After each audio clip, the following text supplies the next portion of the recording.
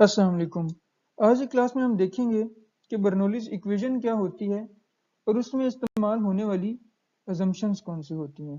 तो चलिए स्टार्ट करते हैं वीडियो को। बर्नौलीज इक्वेशन फाइनल फॉर्म में कुछ इस तरह से लिखी जाती है: P plus rho v square by 2 plus rho g h equal to constant. यहाँ पे हमारे पास P जो है इसको कहते हैं pressure energy per unit volume, rho v square by 2 को कहते हैं kinetic energy per unit volume और रो जी एच को कहते हैं potential energy per unit volume. Bernoulli's equation के मुताबिक जब एक आइडियल फ्लूइड पाइप से गुजर रहा हो तो उस फ्लूइड की स्ट्रीम लाइन के अलोंग हर पॉइंट पे इन तीनों एनर्जीज का सम बराबर होगा।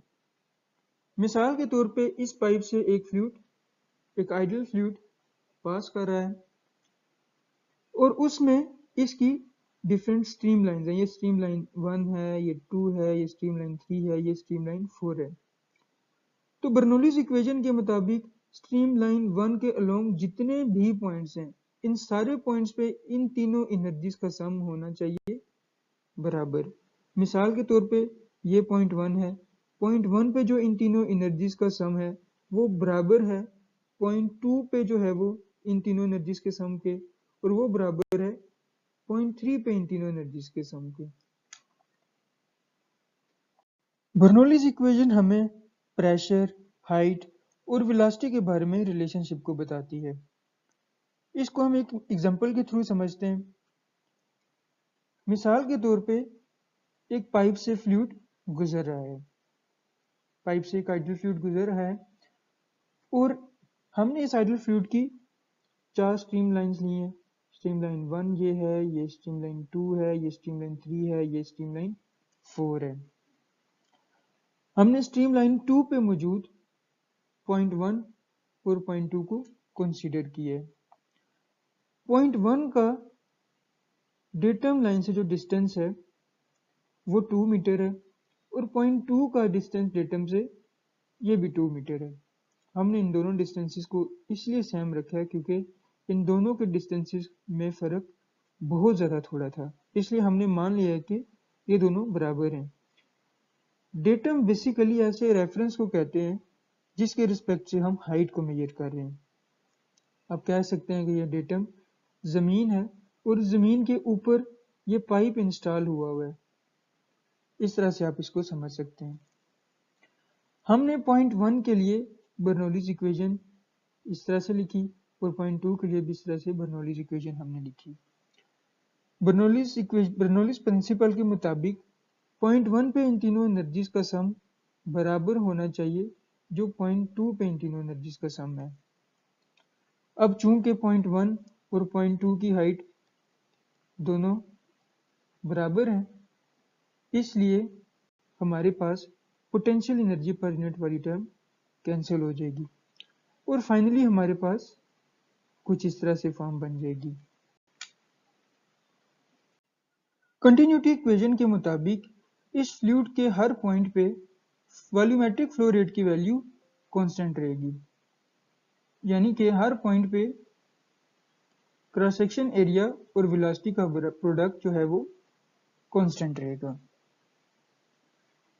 पॉइंट 1 पे जो क्रॉस सेक्शन एरिया की वैल्यू है वो A1 है और वेलोसिटी की वैल्यू V1 है, यानी कि पॉइंट 1 पे जो वॉल्यूमेट्रिक फ्लो रेट है वो बराबर होगा पॉइंट 2 पे के वॉल्यूमेट्रिक फ्लो रेट के। पॉइंट 2 पे जो है वो क्रॉस सेक्शनल एरिया की वैल्यू A2 है और पॉइंट 2 पे वेलोसिटी की वैल्यू V2 है।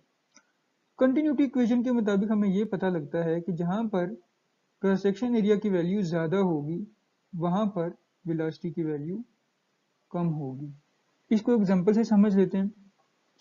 पॉइंट 1 पे जो क्रॉस सेक्शन एरिया है उसकी वैल्यू मान लेते हैं हम कि 3 मीटर स्क्वायर है और पॉइंट 2 पे वेलोसिटी की वैल्यू हम मान लेते हैं वो 2 मीटर पर सेकेंड है।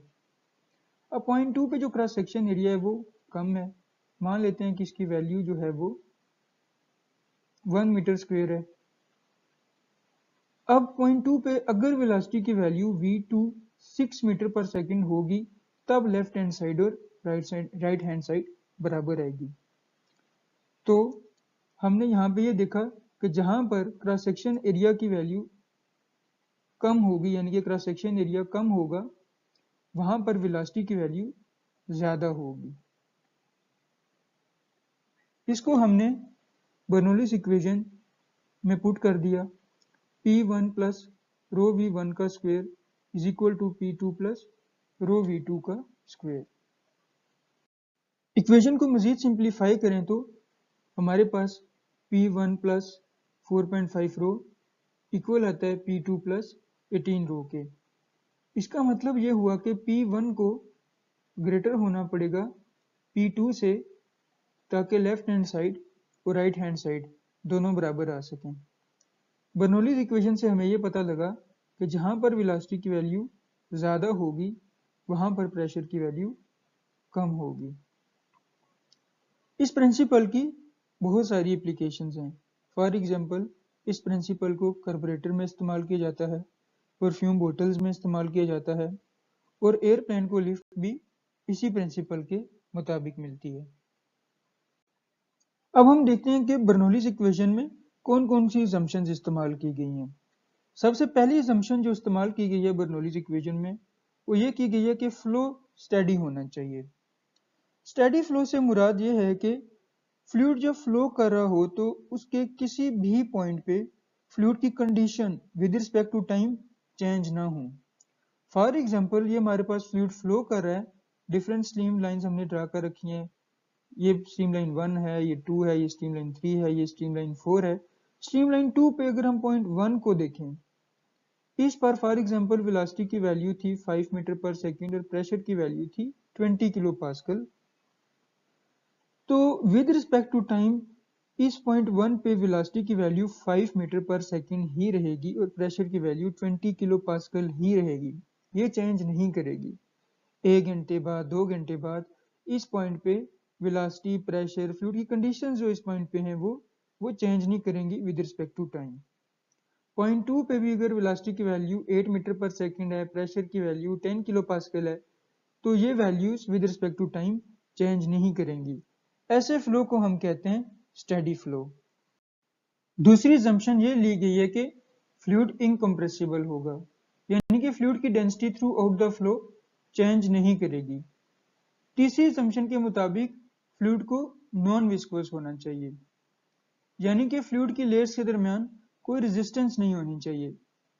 विस्कोस फ्लूइड में जब फ्लूइड फ्लो कर रहा होता है तो ये लेयर्स एक दूसरे की मोशन को रेजिस्ट कर रही होती हैं, यानी कि ये वाली लेयर अपनी से ऊपर वाली लेयर को रेजिस्ट करेगी कि ये आगे ना जाए, ये लेयर अपनी ऊपर वाली लेयर को रेजिस्ट करेगी कि ये आगे ना जाए।